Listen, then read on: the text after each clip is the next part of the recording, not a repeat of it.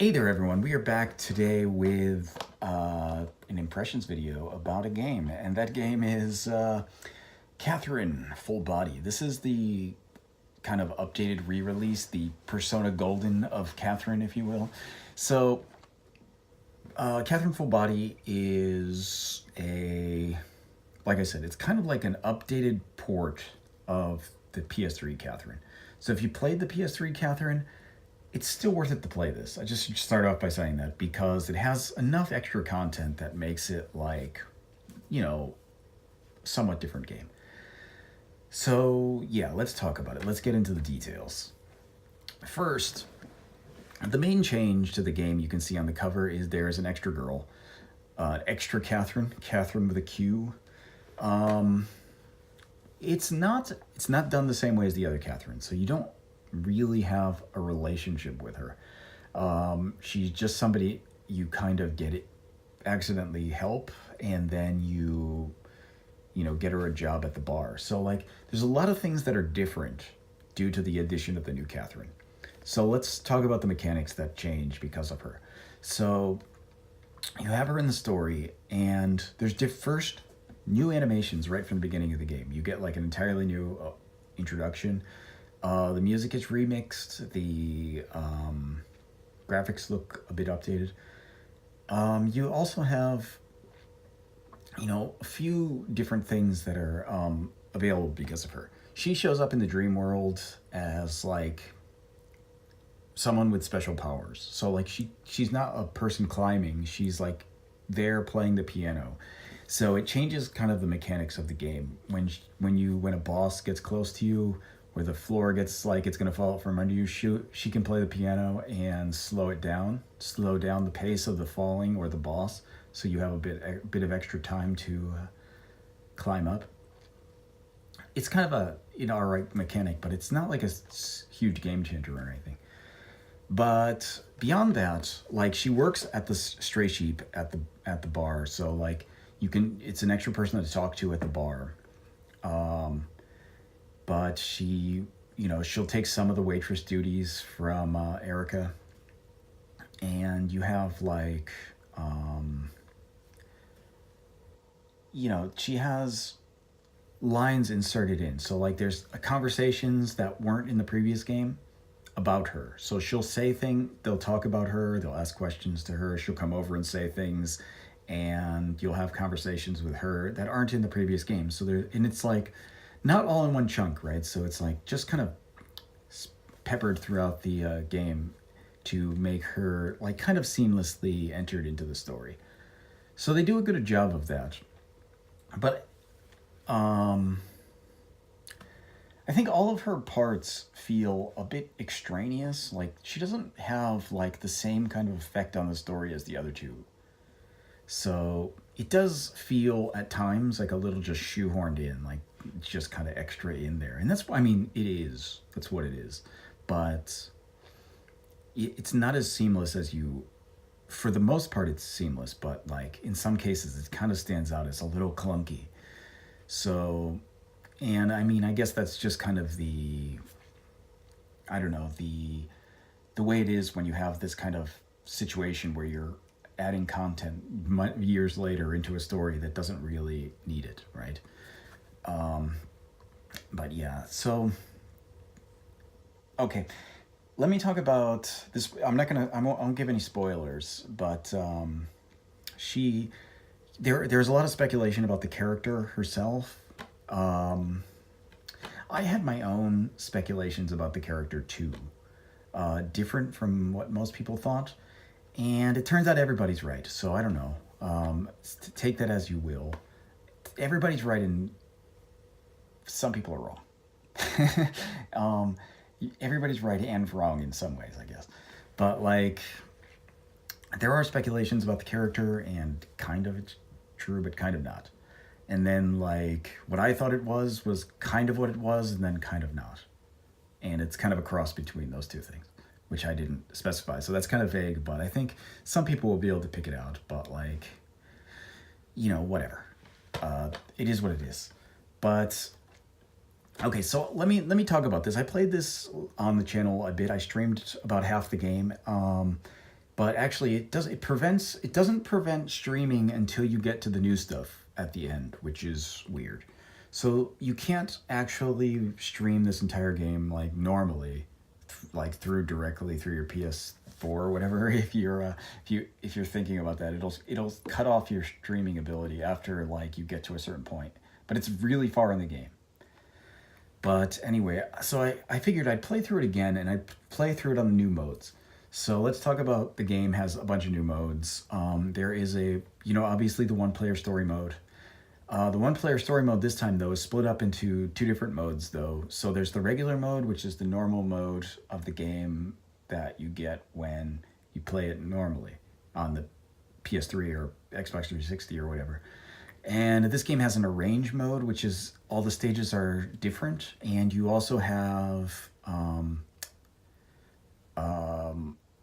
kind of like connected blocks. Instead of like being able to move one block at a time, you have certain blocks that are connected as big pieces. They look like, Tetris pieces or whatever. I mean, they're not all tetrominoes like in Tetris, but like you get the idea that they're like connected blocks. So like, you get a T-shaped one, you pull it out and it pulls out all of the blocks that are connected. So it, makes you have to play the game in a slightly different way. And that's an interesting kind of concept. It's a nice kind of different gameplay that you can get into, and adds a level of fun for people who have played through the game already and want to try something different. So it gives you that. You got a lot of interesting stuff going on there. So it makes some stages more difficult, makes some stages easier. It makes it switches things up. It's an arrange mode. That's what they do. So you have that as your one-player mode. There's a two-player mode, which is in the previously in the game. There is the Babel mode, which is in the previous games, but they changed it for this. So previously, Babel was only unlocked by getting gold trophies for a certain number of stages. In the previous game, I think a lot of people, if you just played through the game and you didn't try to get gold trophies, you never probably didn't even know Babel mode existed. It's the kind of thing that was an extra bonus. It's a single player challenge, to go up a certain number of stages to get to a goal. It's like an extra long form kind of randomly generated stage that will come up from, version of a normal stage essentially. And in the previous game, you had to get gold trophies to unlock those, and there wasn't a story really attached to it. There's kind of a story, but not a big story. So, but in this game, you get something entirely different. You get Persona 5 characters show up. And in the Babel mode, you can play as Joker, but you also get right from the beginning of the game, when Babel mode is already unlocked, and you can get stage 1 is unlocked, and you get a whole little story with Persona characters talking about wondering what they're doing there, and you get the host of the television show that is, the Ishida-ru, who is the kind of woman who is the narrator of the story. You get her talking to the Persona characters and telling them oh yeah, you just have to climb to the top of here, and you won't remember this when you wake up anyway, so whatever.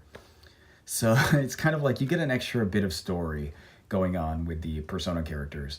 And I'm not sure what happens. I haven't finished Babel mode yet. I've done about half of it. So I've unlocked every stage and you still have to unlock the later stages by getting gold trophies.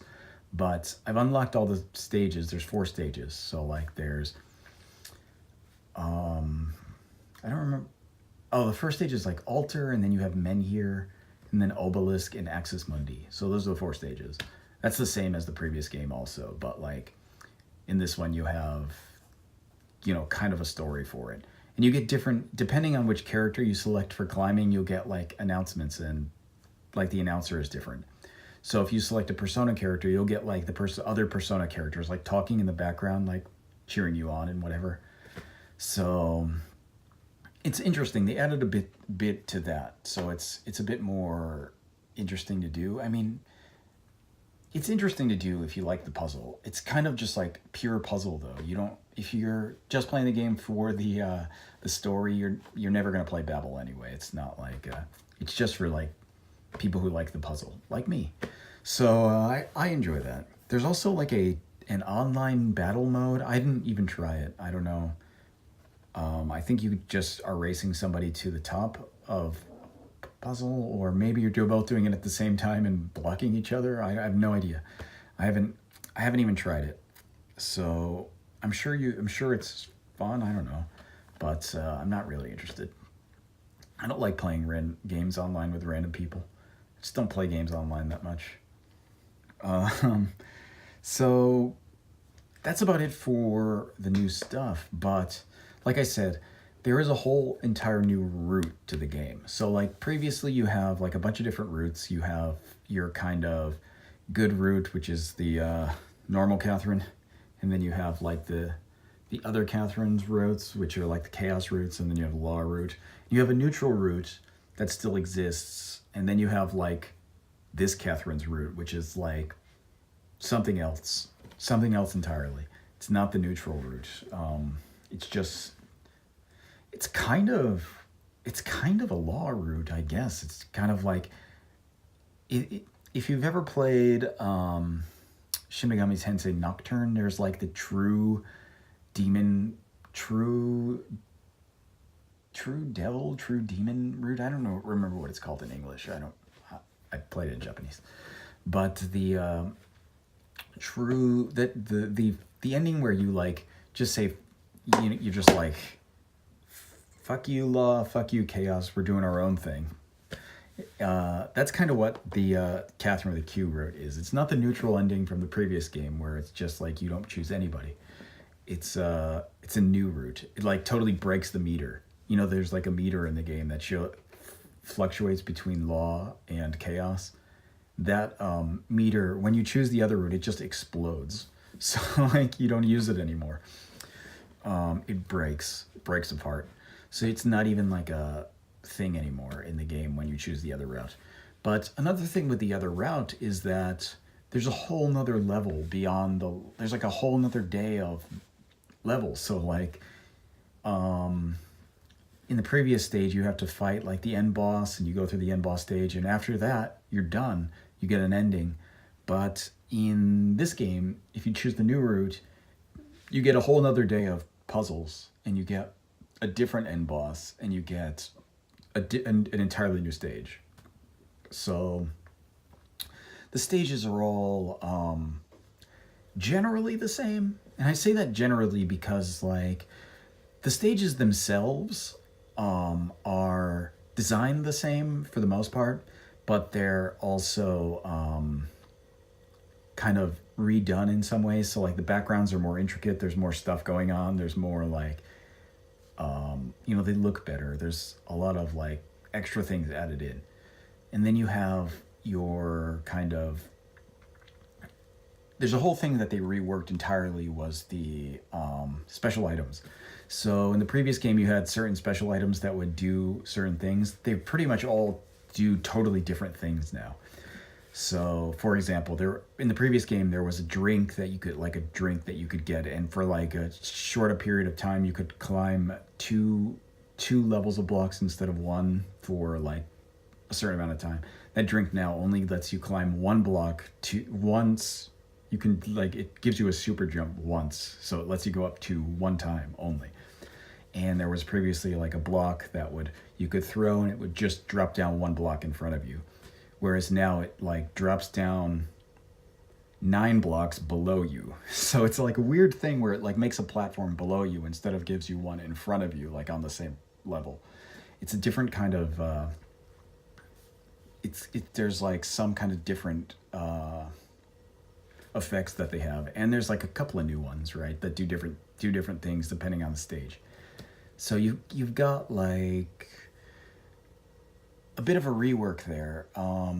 There are also new characters in the bar, sort of. So like when you talk to people in the dream at night, people from the bar show up in the dreams like throughout the game. And once you're in the dreams, like you start finding new people in the from the that aren't in the previous game. So there's 2 extra characters you can save, and they'll come to the bar if you save them.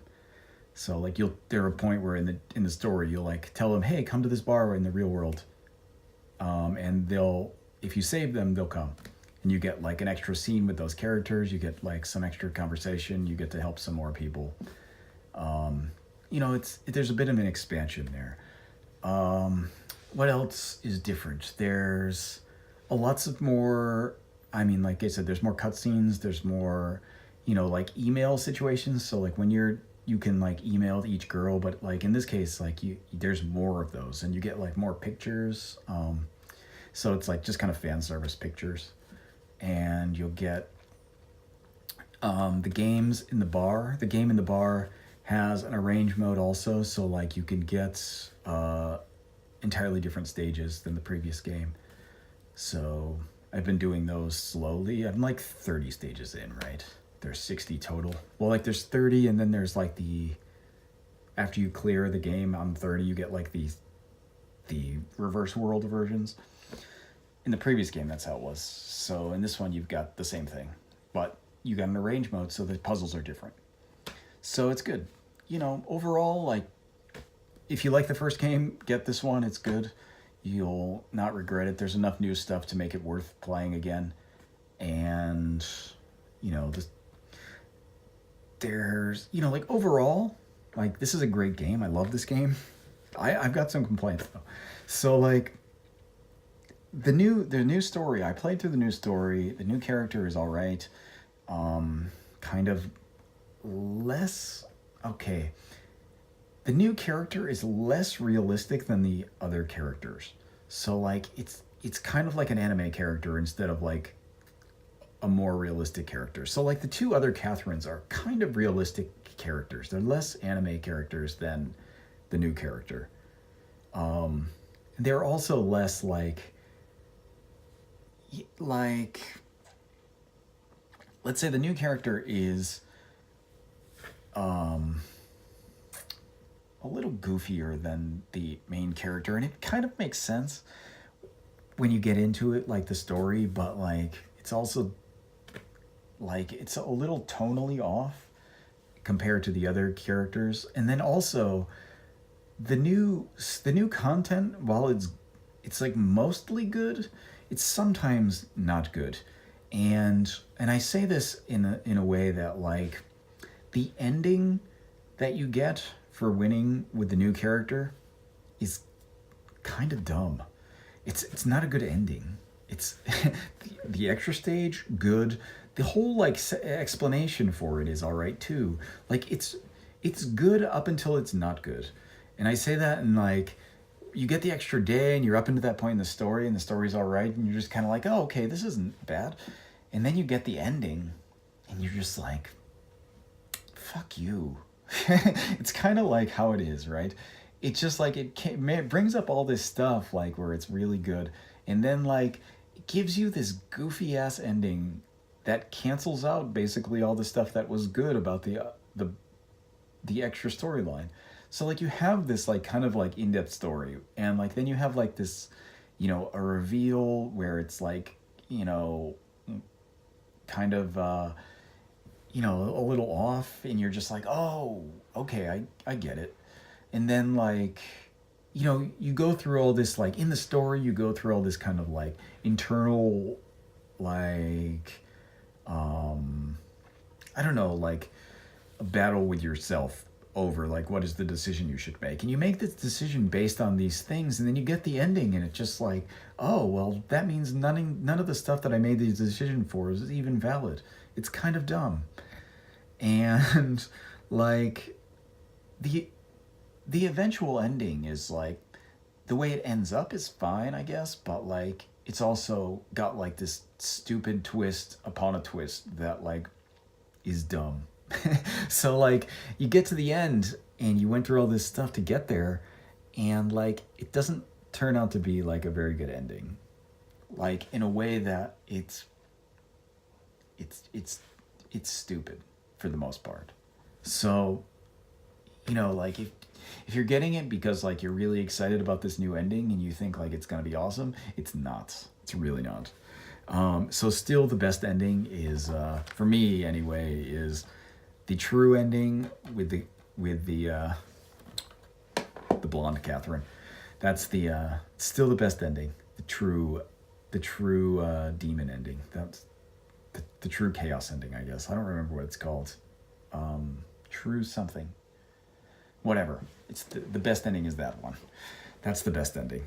But you do get some different, like, for example, like, so there's parts where in the storyline that are totally different, right? So like when you're going through the game, if you selected the new Catherine's route, you'll get like from a certain day, you'll get an entirely different story because it cancels out the end of another story where it's like, you know, the previous ending of the game had a certain story where like you have to do a stage like locked in with a character, but it wouldn't make sense to do it with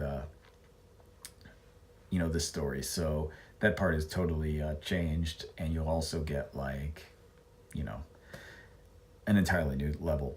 So it's worth playing, but like, you know, try not to be disappointed with the ending. But anyway, it's all right. Overall, it's all right. So, but the game itself, great. I love playing the game. If you like the puzzles, and I love the puzzles, so I find like, even with the previous Catherine, I always find myself going back to play it more and more, just because, and not like a ton. Like I don't sit down and play it for hours. I'll play it. It's like the kind of thing I put in for like 20 minutes, play a Babel level a couple of times, and then just call it a day. But now, like, it's on the PS4, so I can easily do that. Get a few new mechanics and new puzzles, new possible storyline in the Babel I can maybe look forward to. And yeah, so it's definitely worth buying. I definitely suggest buying it. I suggest getting it, playing it, getting your Catherine on once again, and, you know, try out the new endings, try out the new stages. Totally worth it. So yeah, that's it. Catherine Full Body. Check it out. See you guys next time.